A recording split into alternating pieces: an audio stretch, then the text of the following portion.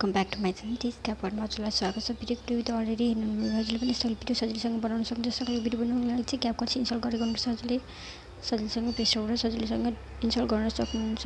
So गरिसकेपछि क्यापकटमै click गर्नु होला। क्लिक गरिसकेपछि अब हामीले चाहिँ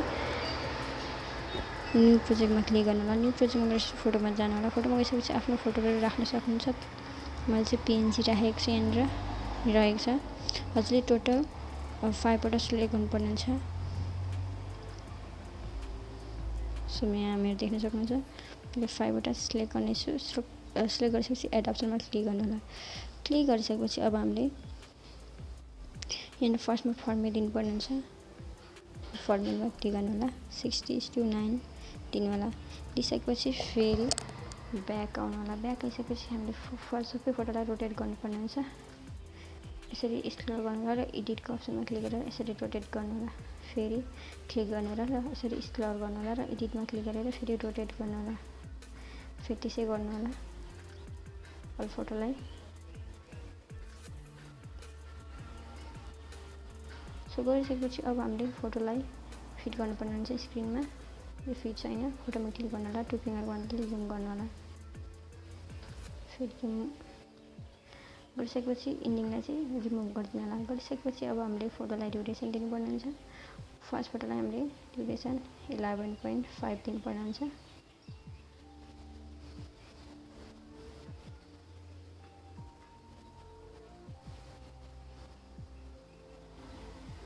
र सेकेन्ड फोटोलाई हामीले ड्युरेसन 0.5 सेकेन्ड दिनुपर्ने हुन्छ।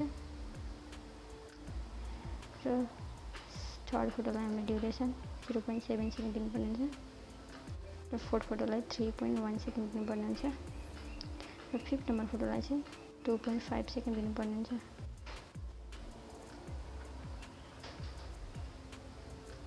दिइसकेपछि अब हामीले एनिमेसन एड गर्नुपर्ने हुन्छ। सो फर्स्टमा क्लिक गर्नु होला। एनिमेसनमा जानु होला। कोम्बोमा जानु होला। कोम्बोमा गइसकेपछि फर्स्टलाई चाहिँ हामीले फर्स्ट फोटोलाई चाहिँ एनिमेसन बाइसेक्टिभ दिनेछौँ। यसरी पनि जानु होला। सेकेन्डलाई चाहिँ हामीले फेरि बाइसेक्ट 2 नै दिनुपर्ने हुन्छ।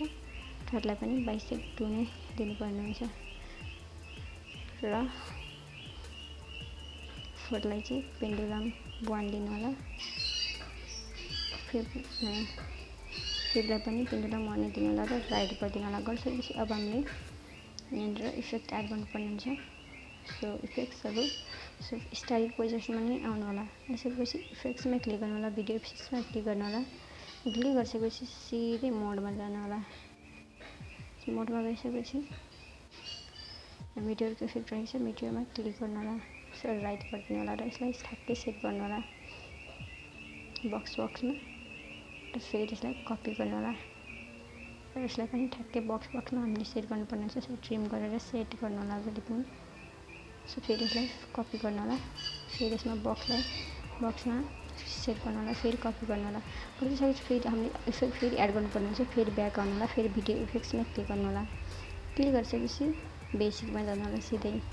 सो गइसकेपछि यहाँ देख्न सक्नुहुन्छ सेकको इफेक्ट यहाँ सेक रहेछ। आफ्नोमा खोज्नु होला। तपाईँको सेकमा क्लिक गर्नु होला र यसरी बक्समा सेट गर्नु होला। ठ्याक्कै बक्स सिधै सेट गर्नु होला। सेट गरिसकेपछि अब हामीले यहाँनिर यसलाई एक्सपोर्ट गर्नुपर्ने हुन्छ। माथि एरोको अप्सनमा रहेको छ एक्सपोर्टको। एरोको अप्सनमा क्लिक गर्नु होला। फेरि हामीले इनपुट गर्नुपर्ने हुन्छ। ध्यान दिएर सुन्नु होला। स्किप नगरिकन हेर्नु होला। फेरि बुझ्नु हुँदैन हजुरले। सो मेरो च्यानलमा नयाँ हुन्छ भने च्यानललाई सब्सक्राइब पनि गर्न नभुल्नु होला। हाम्रो स्टेप रहेको छ। सो गरिसकेपछि नेक्स्ट डनमा क्लिक गर्नु होला। क्लिक गरेपछि न्यू प्रोजेक्टमै क्लिक गर्नु होला। फेरि अघिको भिडियो कहाँ रहेको छ हजुरले त्यो भिडियोलाई सिलेक्ट गरेर एड गर्नु होला। एड गरिसकेपछि फेरि हामीले स्क्रल गर्नु होला र फर्मेटमा क्लिक गर्नु होला र 9:60 फर्मेट दिनु होला। दिइसकेपछि फेरि भिडियो क्लिपमा क्लिक गर्नु होला र स्क्रल गर्नु होला। एडिटमा क्लिक गर्नु होला र 3 टाइम्स रोटेटमा क्लिक गर्नु होला। 1 2 3 यसरी क्लिक गर्नु होला र लास्ट पोजिसनमा आउनु होला र इन्डिङलाई चाहिँ डिलिट गरिदिनु होला। गरिसकेपछि अब हामीले ब्याकग्राउन्ड म्युजिक एड गर्नुपर्ने हुन्छ। सो एड अडियोमा क्लिक गर्नु होला। एक्सट्र्याक्टमा क्लिक गर्नु होला।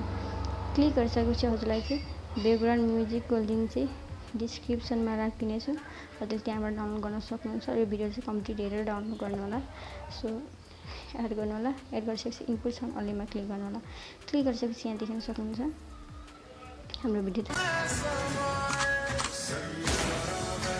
यसरी सिलेक्ट गर्नु होला र हजुरले डाउनलोड गर्नुभयो भने मेरै लिङ्कबाट हजुरले चाहिँ भिडियो ठ्याक्कै मिलाएको पाउनुहुनेछ सो हजुरले यसलाई चाहिँ डिलिट गरिदिनु होला टिकटकबाट डाउनलोड गर्नुभयो भने चाहिँ गरिसकेपछि माथि एरोको अप्सन रहेको छ अहिले ग्यालेरीको सेभमा क्लिक सेभ गर्नलाई ग्यालेरीमा सेभ गर्नको लागि अब हामीले माथि एरोको अप्सन रहेको छ त्यसमा क्लिक गर्न होला र एक्सपोर्ट गर्न होला thank you so much next भिडियोमा भेटौँला अब हामी